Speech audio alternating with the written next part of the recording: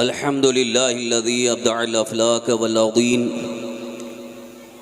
वस्सलातु वस्सलामु अला मन कान नबिय्यन व आदमु बैनल माइ वत्तीन व अला आलिहि व अस्हाबिहि अत्तय्यिबीन अत्ताहिरीन अम्मा बअद फ़अऊज़ु बिल्लाहि मिनश शैतानिर रजीम बिस्मिल्लाहिर रहमानिर रहीम अल-यौम अकमलतु लकुम दीनकुम व अतममतु अलैकुम निअमती व रदीतु लकुमुल इस्लाम दीना।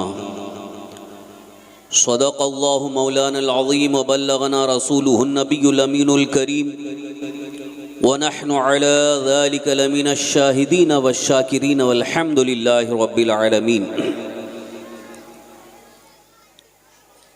मिंबर रसूल पर जलवा फरमा लायक़ इज़्ज़त ताज़ीम व एहतराम उलमाए मिल्लत इस्लामिया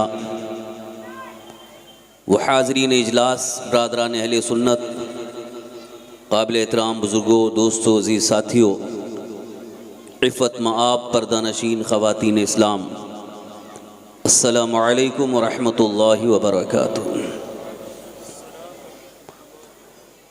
हुसूल बरकत के लिए आइए हम और आप मिलकर इंतहाई अदब एहतराम और खुलूस व महब्बत के साथ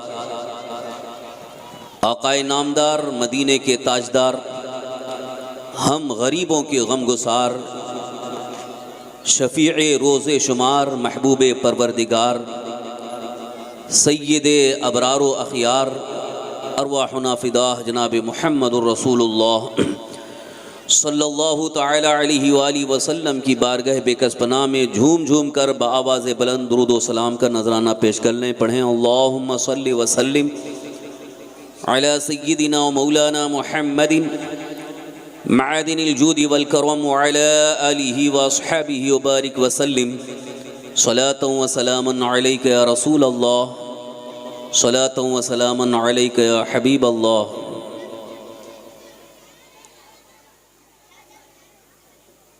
आप हजरात ने कई बार ये हदीस पाक सुनी होगी लेकिन भूल जाते हैं।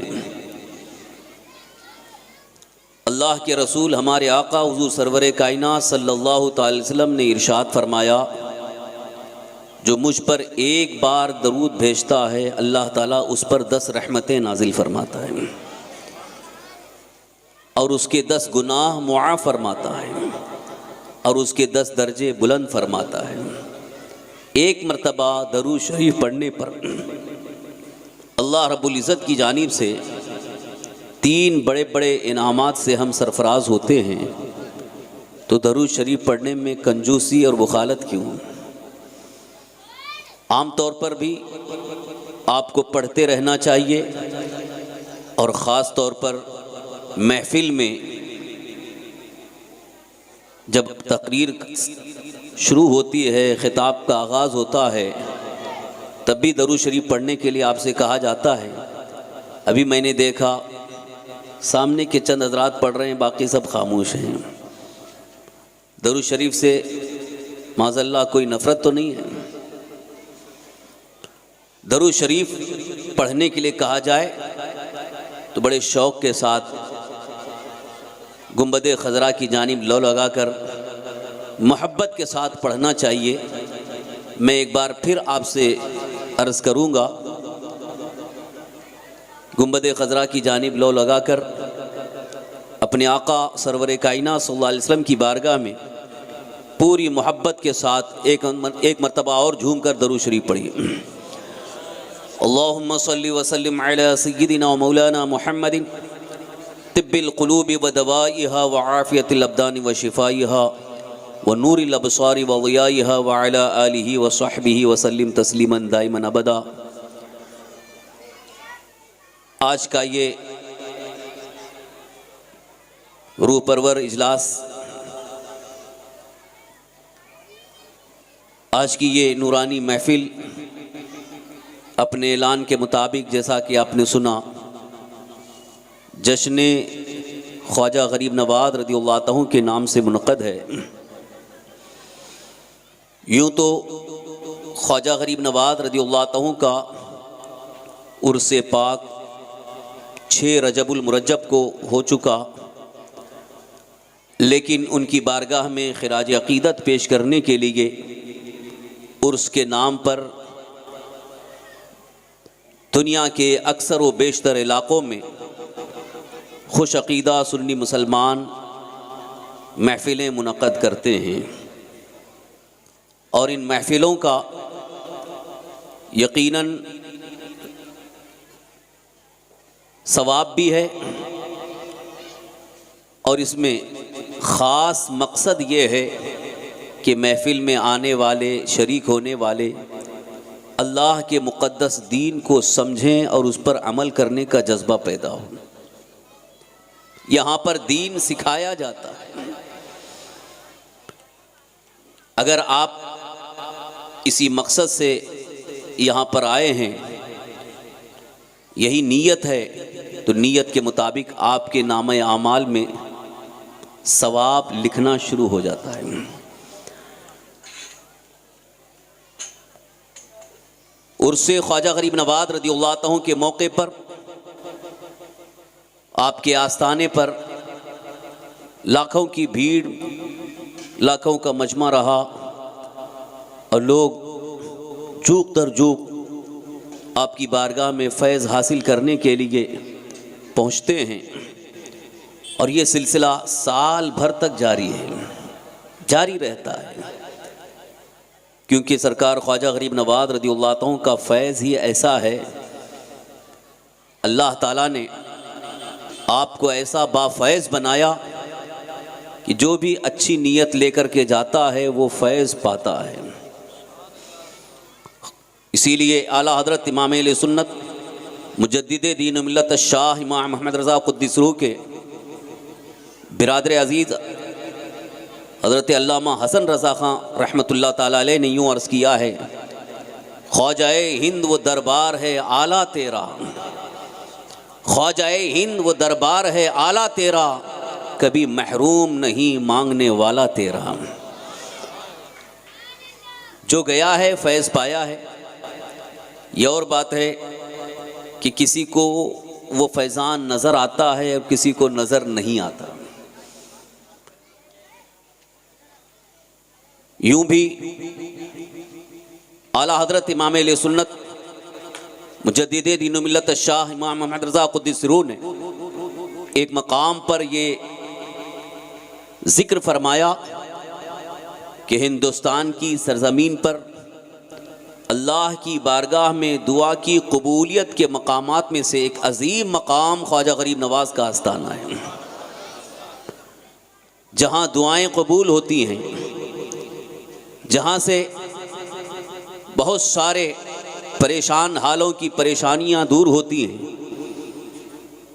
इसीलिए कहने वालों ने कहा है, इंसान रोता हुआ जाता है और हंसता हुआ आता है, बिगड़ी हुई बनती है।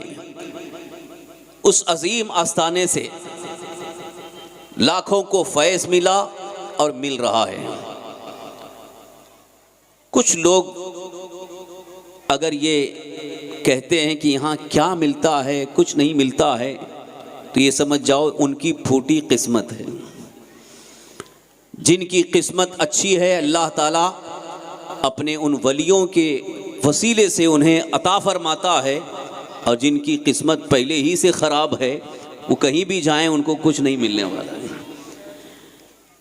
अल्लाह ताला का बेपनाह फजल व करम है कि अल्लाह रब्बुल इज़्ज़त ने हमें अपने महबूब बंदों का, औलिया कामलीन का शैदाई बनाया और हमारे दिलों में उनकी मोहब्बत को अल्लाह ने बिठा दिया है। ये भी याद रखिए, अल्लाह वालों की मोहब्बत दिल में आना ये भी अल्लाह का ख़ास इनाम है। ये अल्लाह ताला का ख़ास इनाम है। जिनके दिलों में अल्लाह वालों की मोहब्बत आ जाती है, उनका ईमान सलामत रहता है, शैतान के मकरो फरेब से वो महफूज हो जाते हैं और सिराते मुस्तकीम पर गामज़न हो जाते हैं और उनकी आखिरत संवर जाती है। इसीलिए अल्हम्दुलिल्लाह हम इस बात पर खुशी भी महसूस करते हैं और फ़ख्र महसूस करते हैं कि अल्लाह ने उनकी मोहब्बत हमारे दिलों में बिठा दी है।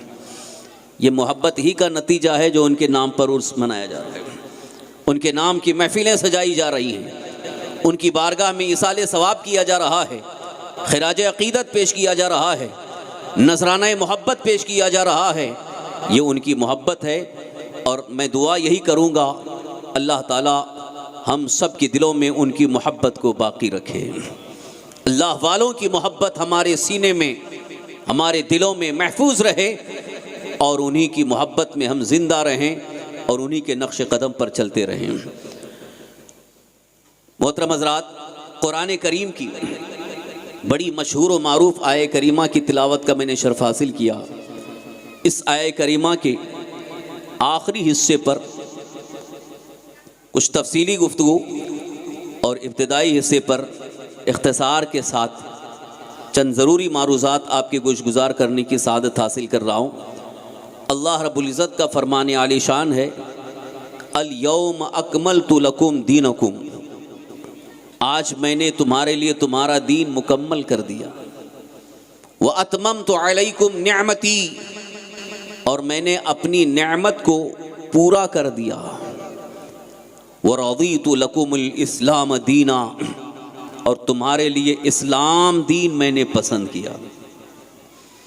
कुरान करीम की ये आयत करीमा आपने बारहा सुनी होगी।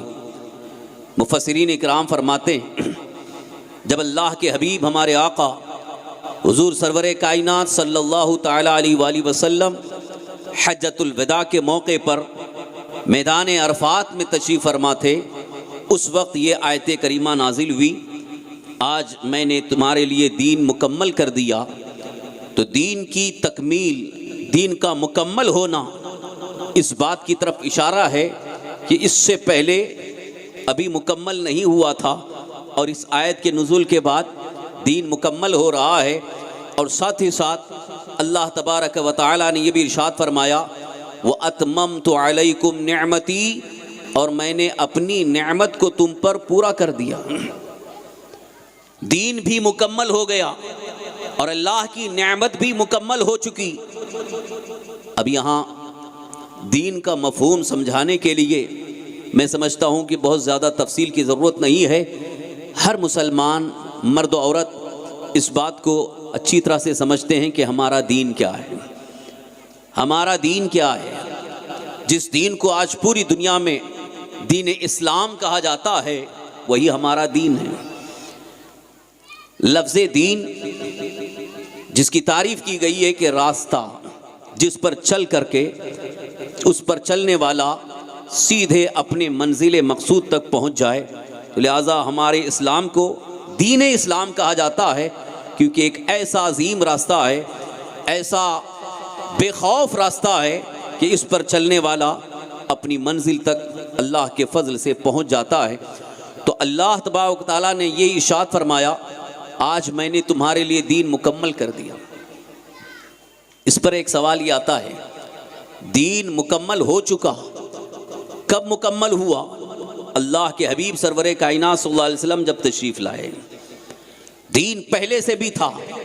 हज़रत आदम अलैहिस्सलाम से लेकर जितने अम्बिया इकराम अलैहिस्सलाम दुनिया में तशरीफ़ लाए, वो सब अल्लाह के उसी दीन की तबलीग फरमाते रहे, दीन का पैगाम पेश फरमाते रहे, क्योंकि दीन की जो असल बुनियादें हैं, अल्लाह की वहदानियत, अल्लाह के एक होने का ऐलान करना, अल्लाह को लायक इबादत करार दे ऐलान करना, और अल्लाह तबारक तआला की बारगाह में सजदे का शऊर देना, ये दीन की असल बुनियाद थी, जिसको तमाम अम्बिया इकराम अलैहिस्सलाम पेश फरमाते रहे।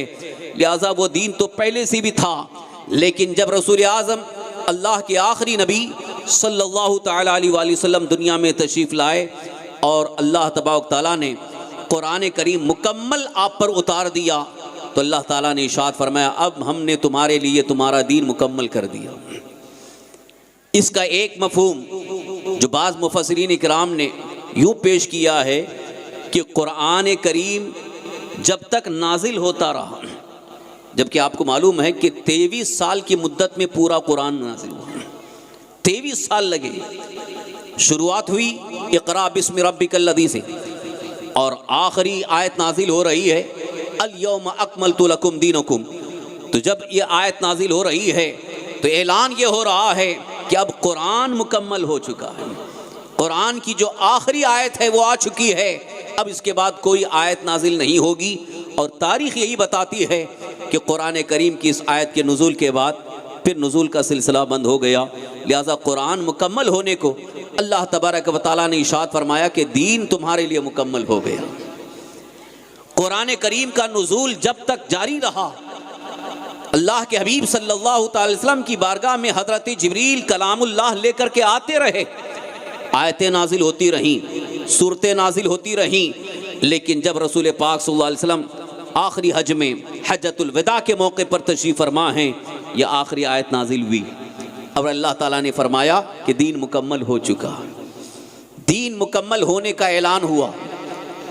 यहाँ से एक अजीम पैगाम पूरी दुनिया को ये दिया जा रहा है कि दीन मुकम्मल हो गया। जब कोई चीज़ मुकम्मल होती है तो अब उसमें कोई कमी बाकी नहीं रहती, कोई कमी बाकी नहीं रहती। जैसे एक समझाने के लिए मिसाल अर्ज़ कर रहा हूँ तकरीब फ़हम के लिए। कोई अपना घर बनाता है, बंगलो बनाता है, काम चलता रहता है और जब तक फिनिशिंग का काम मुकम्मल नहीं हुआ तो यही कहते हैं अभी काम चल रहा है, अभी मुकम्मल नहीं हुआ। और जब सारा काम हो गया, फिनिशिंग भी हो गई, डेकोरेशन भी हो गया, अब घर में आना बाकी है, तब ये कहा जाता है घर का काम मुकम्मल हो गया। इससे आपने ये समझ लिया कि किसी चीज़ को मुकम्मल उस वक्त कहा जाता है कि जब उसमें कोई काम अब बाकी नहीं रहा, मुकम्मल हो चुका है। लिहाजा अब दुनिया को ये बताना ज़रूरी है कि हमारा दीन तो मुकम्मल हो चुका है, हमारा दीन मुकम्मल है, इसमें किसी किस्म की कमी नहीं है। और ये दीन जो अल्लाह ने हमें अता फरमाया है हर दौर के लिए है, हर ज़माने के लिए है, हर असर के लिए है, हर इंसान के लिए है। ये और बात है कि कोई और अंदाज से उसमें कमी निकालने की कोशिश कर रहा है, या दीन के अहकाम को अगर कोई ये समझ रहा है कि उस दौर के लिए थे, इस दौर में नहीं हैं, ये उसकी बेवकूफ़ी है। अल्लाह ताला ने दीन को मुकम्मल करके ये पैगाम अता फरमाया कि अब किसी भी दौर में इस दीन पर चलने वाले के लिए किसी चीज़ की कमी नहीं होगी। इस कुरान पर अमल कर लेगा, वो मुकम्मल दीन पर अमल पैरा हो जाएगा। नेमत है कि रोशनी में रहना नेमत है, रोशनी हमारे लिए नेमत है। थोड़ी देर के लिए अगर लाइट चली जाए, आप घर में हो या कहीं भी हो, थोड़ी देर के लिए लाइट चली जाए, अंधेरा अंधेरा हो, तो आपको उलझन होगी, घबराहट होगी, बेचैनी होगी, बेकरारी होगी। लेकिन अगर फ़ौरन लाइट आ जाती है, सुकून मिल जाता है, तसल्ली हासिल हो जाती है, दिल को इत्मीनान मिल जाता है। ये तो एक ज़ाहिरी लाइट, ज़ाहिरी रोशनी आती है तो सुकून मिल रहा है, लेकिन अंदर रूह को, दिल को जब दीन की रोशनी मिल जाती है तो रूह मुतमईन हो जाती है, रूह को सुकून मिल जाता है, रूह को करार मिल जाता है, दिल को इत्मीनान मिल जाता है। इसीलिए अल्लाह ताला ने फरमाया मैंने तुम्हारे लिए नेमत को मुकम्मल कर दिया। दीन तुम्हारे लिए अल्लाह की नेमत है, और दीन जब दिल में आ जाए, दीन हमारे अंदर आ जाए तो हमारी रूह को सुकून मिलता है, रूह को करार आ जाता है। तो इतना सुकून मिलता है, चाहे सामने लाखों परेशानियां हों, लेकिन बड़े ही इत्मीनान के साथ ज़िंदगी गुजरती नजर आती है। अगर इसकी मिसाल देखना हो, एग्जाम्पल देखना हो, तो आइए आपको ले चलूँ सरकार ख्वाजा गरीब नवाज रज़ियल्लाहु अन्हु की बारगाह में। करामतें आपने बहुत सुनी, ख्वाजा गरीब नवाज रज़ियल्लाहु अन्हु की करामतें मशहूर हैं, बार बार आपने सुनी। मैं उनकी ज़िंदगी का एक अजीम उनसुर, ज़िंदगी का एक अजीम जौहर बताना चाह रहा हूँ। क्या अजीम जौहर था। ख्वाजा गरीब नवाज रज़ियल्लाहु अन्हु मदीना मुनव्वरा से चले हिंदुस्तान आए। कहाँ से चले? मदीना मुनव्वरा से, इसलिए कि सरकार दो आलम सल्लल्लाहु अलैहि वसल्लम ने उन्हें भेजा। सरकार दो आलम सल्लल्लाहु अलैहि वसल्लम ने हुक्म फरमाया बेटा मोइनुद्दीन तुम्हें हिंदुस्तान जाना है, वहाँ दीन की रोशनी फैलानी है। ख्वाजा गरीब नवाज रज़ियल्लाहु अन्हु को भेजा जा रहा है, खुद आए नहीं हैं, बल्कि सरकार दो आलम सल्लल्लाहु अलैहि वसल्लम ने उन्हें भेजा है। और हुजूर ने भेजा और ये अता फरमाया कि आपको हिंदुस्तान दिया जा रहा है। ख्वाजा गरीब नवाज रज़ियल्लाहु अन्हु को हिंदुस्तान अता किया गया और हिंदुस्तान वालों को ख्वाजा गरीब नवाज अता किए गए। इसीलिए हम कहते हैं वो अताए रसूल हैं। अताए रसूल यानी रसूल पाक सल्लल्लाहु अलैहि वसल्लम की अता है हमारे लिए। तो ख्वाजा गरीब नवाज रज़ियल्लाहु अन्हु को भेजा गया, अता किया गया, लेकिन क्या हुक्म था कि हिंदुस्तान जाना है, वहाँ पर दीन की रोशनी फैलानी है। अब आप ज़रा अंदाज़ा लगाइए, ख्वाजा गरीब नवाज रज़ियल्लाहु अन्हु को अल्लाह के मुक़द्दस दीन की तरवीज व इशाअत के लिए, नश्र व इशाअत के लिए भेजा जा रहा है। तो ख्वाजा गरीब नवाज रज़ियल्लाहु अन्हु के अंदर दीन किस तरह से था, उसके असरात, उसकी तासीरात, उसके नताइज इस तरह से सामने आते रहे। जिस रास्ते से गुजर रहे हैं लोग आपके गिरविदा नजर आ रहे हैं। जो आपके चेहरे अनवर को देख लेता वो आपका दीवाना बन जाता। आलम यह है जो दुश्मन दुश्मनी कर रहे थे, जो आपको सता रहे थे या आपको परेशान करने की नीयत से आपके रास्ते पर पहरा बिठा दिया गया था, उन लोगों ने भी देखा लेकिन हाथ उठाने की हिम्मत ना हो सकी, बल्कि आपके दामन से वाबस्ता हो गए। दीन जब दिल में उतरता है तो उसका नतीजा ये होता है कि नफरत करने वाला खुद ब खुद वो मोहब्बत करके कदमों में आ जाता है। ख्वाजा गरीब नवाज रज़ियल्लाहु अन्हु एक इलाके से गुजरे जिस इलाके का नाम था सब्ज़ार। उस इलाके का एक बड़ा ही मशहूर रईस, बहुत बड़ा दौलतमंद, यादगार मोहम्मद उसका नाम था। उसके पास दौलत बहुत ज़्यादा थी, पैसा सब कुछ था। उसका एक बहुत बड़ा बाग था, लेकिन वो किरदार के एतबार से, अमल के एतबार से बहुत ही बेकार था। यानी वो शराबी था, जानी था और जालिम भी था, लोगों पर जुल्म किया करता था। उसका अखलाक दुरुस्त नहीं था, उसका किरदार सही नहीं था। उसका बाग था और लोग उसके बाग में सैर व तफरी के लिए, घूमने फिरने के लिए जाते थे। बड़ा ही खूबसूरत बाग था। लेकिन उस यादगार मोहम्मद ने उस बाग के रखवालों से कह दिया था कि जब मेरे आने का वक्त हो वहाँ पर बाग में किसी को रहने मत देना, सबको बाहर कर देना। तो जब ये जाता था तो उसके जाने से पहले बाग में जो लोग भी घूमने आते थे उन सबको बाहर कर दिया जाता था। इत्तेफाक से सरकार ख्वाजा गरीब नवाज रज़ियल्लाहु अन्हु का उधर से गुज़र हुआ। आपने इरादा फरमाया कि बाग में थोड़ी देर आराम कर लें, उसके बाद वहाँ से आगे चलें। जैसे ही बाग में आप तशरीफ़ ले गए, ताज़ा बेहतरीन साफ़ सुथरा पानी हाउस में आपने देखा, वज़ू फरमाया और करीब में मुसल्ला बिछाकर आप वहीं अल्लाह की इबादत में मसरूफ़ हो गए। ख्वाजा गरीब नवाज रज़ियल्लाहु अन्हु वहीं पर तशरीफ़ फरमा हुए, कुरान करीम की तिलावत में मसरूफ़ हो गए। थोड़ी देर के बाद बाग के रखवाले, जितने भी लोग बाग में सैर व तफरी के लिए घूमने के लिए आए, उन सबको बाहर कर रहे हैं, निकलो निकलो, बाग के मालिक यादगार मोहम्मद के आने का वक्त हो गया है। सब के सब जा रहे हैं, जल्दी जल्दी बाहर निकल रहे हैं। ख्वाजा गरीब नवाज बैठे हुए हैं। अब बाग के रखवाले बोलने की हिम्मत नहीं कर रहे हैं, डरते डरते ख्वाजा गरीब नवाज रज़ियल्लाहु अन्हु की बारगाह में अर्ज़ करते हैं, हुज़ूर आपको मालूम होना चाहिए इस बाग का जो मालिक है वो बड़ा ही ज़बरदस्त इंसान है, जालिम है, वो कुछ भी कर सकता है। उसने हमको ये पहले ही कह दिया है कि मेरे आने के वक्त यहाँ पर कोई नहीं रहना चाहिए, इसलिए हम आपसे अदबन कहते हैं कि आप भी यहाँ से निकल जाएं। कहीं ऐसा ना हो कि आपको तकलीफ़ पहुँचाए और आपकी वजह से हमारी भी नौकरी चली जाएगी। ख्वाजा गरीब नवाज रज़ियल्लाहु अन्हु ने ये सुनकर उनसे कहा, कुछ नहीं होगा, आप लोग इत्मीनान से रहो, मैं यहीं बैठा रहूँगा। निगाहे विलायत देख रही थी, इसलिए ख्वाजा गरीब नवाज रज़ियल्लाहु अन्हु को इस बात का यकीन था। और उन रखवालों से आपने फरमाया, डरो नहीं, तुम्हारा नुकसान नहीं होगा, तुम्हारा कुछ नहीं बिगड़ेगा। अब थोड़ी देर के बाद आवाज़ आना शुरू हो गई, हटो बचो, यादगार मोहम्मद आ रहे हैं। अब वो यादगार मोहम्मद बड़ी ही शान व शौकत के साथ सवारी पर सवार होकर पूरे अपने ग़ुलामों के साथ बाग के अंदर दाखिल हुआ। जैसे ही बाग के अंदर दाखिल हुआ, नज़र पड़ी, बाग के रखवालों को डांटने लगा, तुम लोगों से मैंने पहले कह दिया था मेरे आने के वक्त इस बाग में कोई नहीं रहना चाहिए, इस फ़कीर को यहाँ पर बैठने क्यों दिया। डांटता जा रहा है और बाग के रखवाले बिल्कुल थर थर काँप रहे हैं, अब क्या होगा, हमारी तो नौकरी चली जाएगी। और इधर वो डर रहे हैं। जैसे ही वो डांटता रहा, ख्वाजा गरीब नवाज रज़ियल्लाहु अन्हु सुन रहे थे।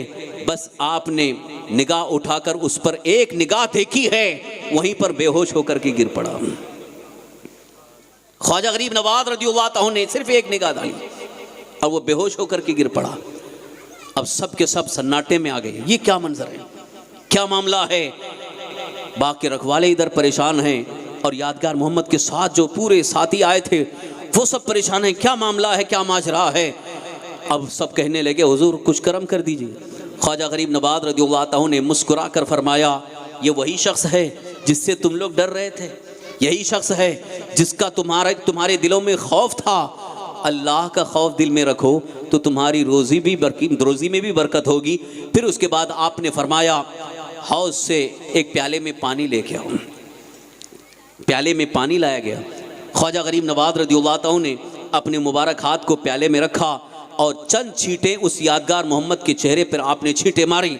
बस छींटे पड़ना था कि यादगार मोहम्मद होश में आया और सीधे खड़ा हो गया।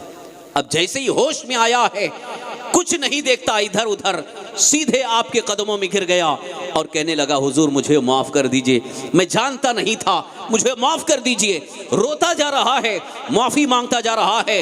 ख्वाजा गरीब नवाज रज़ियल्लाहु तआला ने उसे उठाकर अपने सीने से लगा लिया। बस सीने से लगाना था, उसके दिल की दुनिया बदल गई, उसके दिल में इनकलाब पैदा हो गया। जितनी बुराइयों की ख्वाहिश थी उसके दिल से बुराइयों की ख्वाहिश निकल गई, नेक इंसान बन गया। अल्लाहु अकबर। ख्वाजा गरीब नवाज रज़ियल्लाहु तआला की एक निगाह विलायत उस पर पड़ी, उसके बाद आपने सीने से लगा लिया, उसके बाद उसके दिल की दुनिया बदल गई है। पता चला निगाह वली में वो तासीर देखी, बदलती हजारों की तकदीर देखी।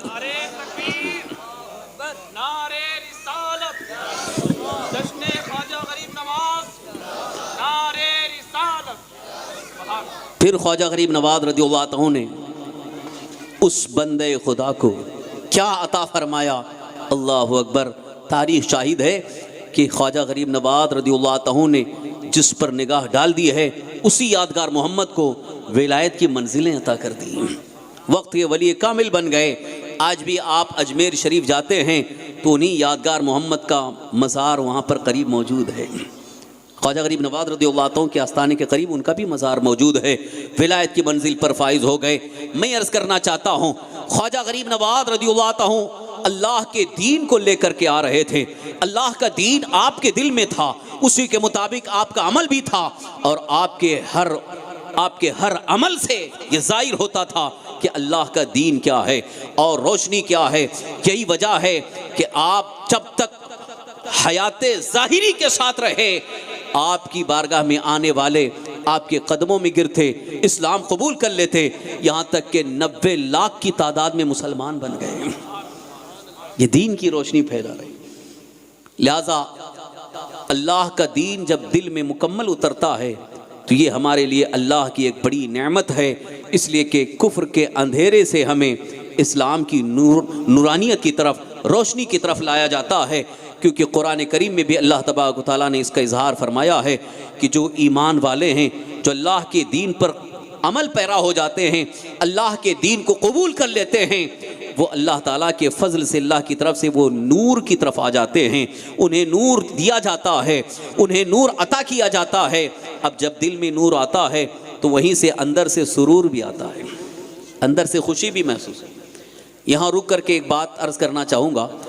आज बहुत सारे मुसलमान, मर्द हो या औरत, एक शिकायत सबकी आम है।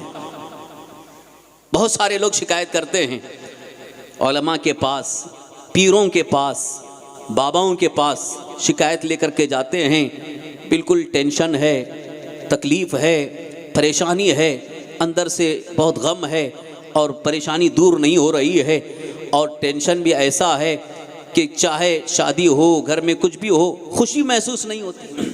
क्योंकि जब अंदर से दिल को सुकून नहीं है तो ज़ाहिरी तौर पर कितनी भी खुशी का मौका हो, चाहे वो कश्मीर घूमने जा रहा हो, चाहे पेरिस घूमने जा रहा हो, जब तक दिल मुतमईन नहीं है उसे कहीं से सुरूर और खुशी नहीं मिल सकती है।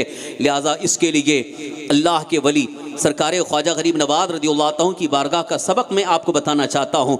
आपने सबक अता फरमाया है कि दिल को नूर ईमान से मुनव्वर कर लो और दीन को अपने ऊपर पहले नाफिज कर लो। अल्लाह ताला तुम्हारी सुन लेगा और अगर ज़ाहिरी तौर पर कोई तकलीफ़ भी है तो बिल्कुल ही आसानी से वो तकलीफ़ चली जाएगी। एहसास भी नहीं होगा। आज जो शिकायतें कर रहे हैं, मैं उनसे ये अर्ज़ करना चाहूँगा, पहले अपने अंदर झांक करके देखें कि हमारे दिल में दीन मुकम्मल उतर चुका है कि नहीं। आज सबसे बड़ी जो हमारी कमी वो है, ये है कि आज सिर्फ और सिर्फ ज़ाहिरी तौर पर हम दीन पर हैं, अंदर नहीं है। अंदर कब होगा? अंदर का मतलब क्या है, ये मैं चंद मिसालों से आपको बताना चाहूँगा।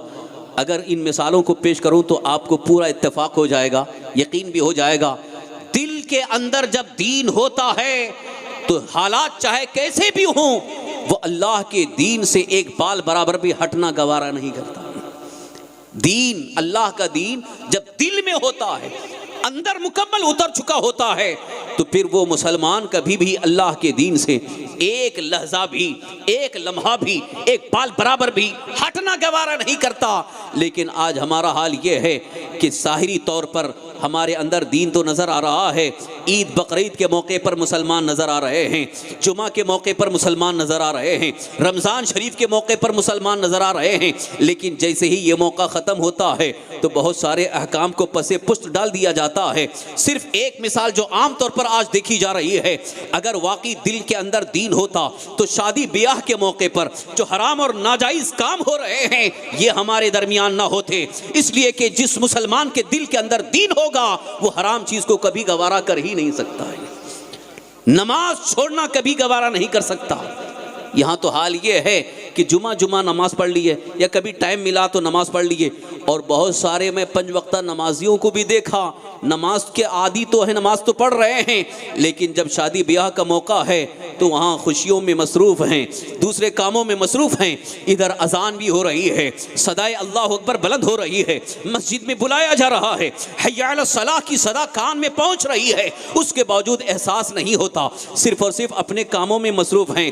कुछ बच्चे तो गेम में मसरूफ़ हैं, कोई मोबाइल में मसरूफ़ है। लिहाजा दीन अगर दिल के अंदर होता, इधर अल्लाह की बारगाह से सदा बुलंद होती है, सारे काम छोड़कर अल्लाह की बारगाह में पहुंच जाता। ये मिसाल अगर देखना हो तो मक्का मुकर्रमा की सरजमीन पर, मदीना तैयबा की सरजमीन पर अल्लाह के हबीब सरवरे कायनात सल्लल्लाहु अलैहि वसल्लम ने जब दीन पहुंचाया और जिन सहाबा कराम ने सरकार दो आलम सल्लल्लाहु अलैहि वसल्लम की बारगाह में आकर के इस्लाम को कबूल कर लिया, दीन को कबूल कर लिया, गुलामान मुस्तफ़ा की हैसियत से दुनिया के सामने मुतारफ हो गए।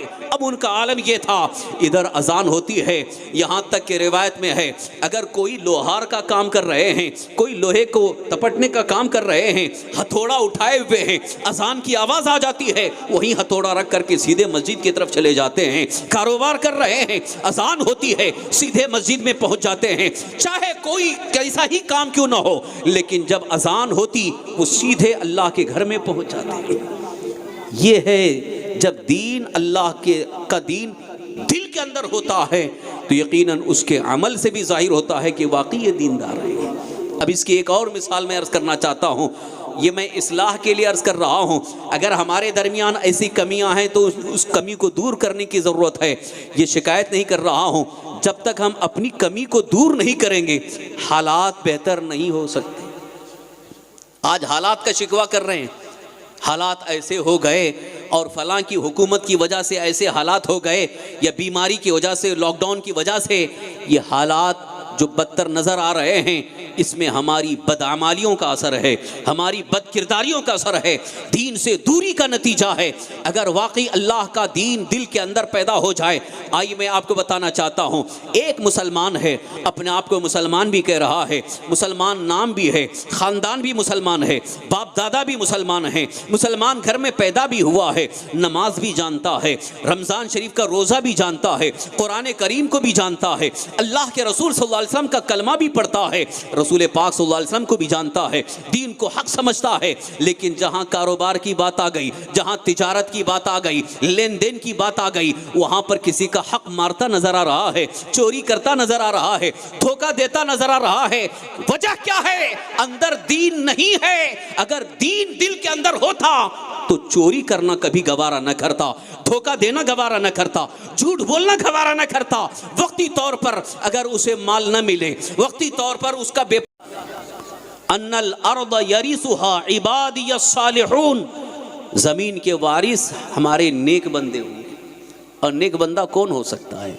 जिसके दिल में दीन मुकम्मल उतर चुका, वही नेक बंदा होगा, वही मुकम्मल नेक हो सकता है। उसी पर अल्लाह तबारक तआला की नेमत ताम भी है।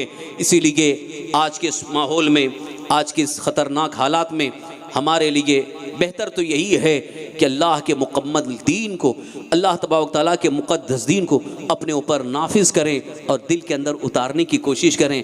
आज हमारा हाल ये है, बड़े अफसोस के साथ मैं अक्सर कहा करता हूँ कि आज बहुत सारे मुसलमानों ने हमारे दीन को बस ऐसा समझा जैसे कि ओढ़ना बिछोना। ओढ़ना बिछोना, कैसे ओढ़ना बिछोना? जब नींद आती है तो हम बिछोना बिछाते हैं और चादर ओढ़ लेते हैं, और जब नींद मुकम्मल हो गई तो चादर उठा करके रख देते हैं, बिस्तर लपेट के रख देते हैं। तो ऐसे ही लोगों ने इस्लाम को समझा है, ऐसे ही मुसलमानों ने इस्लाम को समझा है। ज़रूरत पेश आई तो टोपी सर पे रख लिए, दाढ़ी बढ़ा लिए, रमज़ान शरीफ है इसलिए कुछ भी नहीं करना है, गलत काम नहीं करना है, और जब रमज़ान शरीफ गुजर जाए उसके बाद फिर आज़ाद हो जाएंगे। रमज़ान शरीफ गुजर जाए मस्जिदों का रास्ता भूल जाते हैं, रमज़ान शरीफ गुजर जाए वही बुराइयों की तरफ माइल होते हैं। अरे मेरे बंदे, मेरे भाई, अल्लाह का फजल है कि अल्लाह ताला ने जो दीन हमें अता फरमाया है वो हमें हर हाल के लिए है, पैदाइश से लेकर मौत तक के लिए है, ज़िंदगी के हर मोड़ के लिए है, हर लम्हे के लिए है। लिहाजा इसको सिर्फ़ और सिर्फ बिस्तरे की तरह से या चादर की तरह से न समझो कि ज़रूरत पेश आई तो ओढ़ लिए और ज़रूरत ख़त्म हुई तो चादर उठा करके रख दिए। ऐसा नहीं, बल्कि ज़िंदगी के हर सांस में, बल्कि हमारी रगों में जैसे खून दौड़ रहा है, इस्लाम हमारे दिलों के अंदर, हमारी रगों के खून के अंदर दौड़ता नजर आए। अब एक आखिरी बात अर्ज़ करना चाहता हूँ, वक्त बहुत ज़्यादा हो रहा है, समेटना है गुफ्तगू, आप अपने जहन में रखिए। अल्लाह का मुकम्मल दीन, क्योंकि दीन भी मुकम्मल है, अगर इस दीन की खूबियों को हम देखना चाहें, अल्लाह अकबर, इतनी खूबियाँ, इतने इसके अंदर ऐसी ऐसी अजीम खूबियाँ हैं, इतनी नेमतें हैं, इन सारी नेमतों का मजमूआ अल्लाह का दीन है और हम उसको छोड़ रहे हैं, उसको छोड़ करके तरक्की ढूंढ रहे हैं। कहाँ तरक्की मिलेगी? अल्लाह के दीन को छोड़ करके मुसलमान को कभी तरक्की नहीं मिल सकती है। मुसलमान को अगर तरक्की मिलेगी तो अल्लाह के दीन पर अमल करके ही मिल सकती है। हुकूमत और इक़्तिदार की बात आती है तो लोग कहते हैं, मैं उनसे कहता हूँ, वो हज़रत उमर फ़ारूक आदम रज़ियल्लाहु अन्हु जो 22 लाख मुरब्बा मील के सुल्तान और बादशाह थे, कैसे आपको इक़्तिदार मिला था? कैसे आपको हुकूमत मिली थी? आपके अंदर दीन था, दिल के अंदर दीन था। यही वजह है हज़रत उमर फ़ारूक आदम रज़ियल्लाहु अन्हु को ऐसी सल्तनत हासिल हुई, ऐसे सुल्तान इस्लाम थे, बड़े बड़े ईसाई बादशाह हज़रत उमर फ़ारूक आदम का नाम सुन करके कांपते थे। और आज इक़्तिदार की बात करते हैं कि हम अल्लाह के दीन पर अमल करेंगे तो इक़्तिदार नहीं मिलेगा, कुर्सी नहीं मिलेगी, हुकूमत नहीं मिलेगी। मैं तो कहता हूँ ऐसी हुकूमत तू है जो दीन को छोड़ करके हो, बल्कि हमें तो अल्लाह का दीन मुबारक है। टूटी चटाई पर रहना पसंद कर लो, झोपड़ी में रहना पसंद कर लो, इक़्तिदार अगर ना भी मिले, लेकिन अल्लाह के दीन को छोड़ना गवारा ना करो। ये हमारी असल कामयाबी है। अब आखिरी बात ये अर्ज़ करना चाहता हूँ, आज हर इंसान पसंद की बात करता है, हर एक की पसंद है नहीं, हर इंसान अपनी अपनी पसंद के मुताबिक, जैसे अगर कपड़ा ख़रीदना हुआ तो हम अपनी पसंद का कपड़ा ख़रीदते हैं।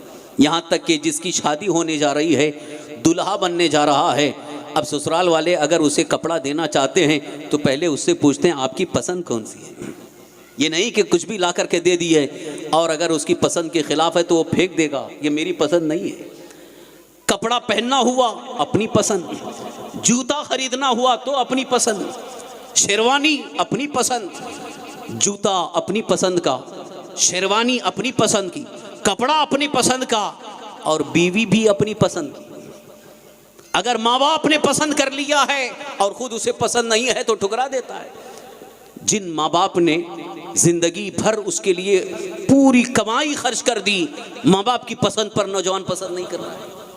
बड़े अफसोस की बात है, एक ज़माना वो था, अल्हम्दुलिल्लाह हम लोगों ने भी, माँ बाप ने कह दिया, माँ बाप ने पसंद कर लिया, वो पसंद कर लेते थे।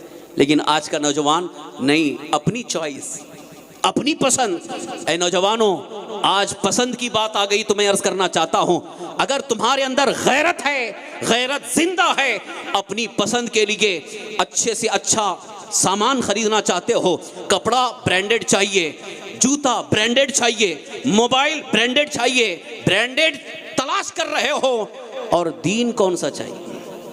दीन कौन सा चाहिए? दीन ब्रांडेड नहीं चाहिए। और दीन कौन सा चाहिए? हमें वो दीन चाहिए जो अल्लाह का पसंद है, जो अल्लाह की पसंद है, जिसको अल्लाह ने पसंद फरमाया है। लिहाजा आज मैं यही बात अर्ज करके अपनी गुफ्तगू ख़त्म करना चाहता हूँ। अगर हर मुसलमान अपनी पसंद को अल्लाह की पसंद के मुआफिक बना ले, वो इंशाअल्लाह ज़िंदगी भर कामयाब रहेगा, ज़िंदगी भर कामयाब रहेगा।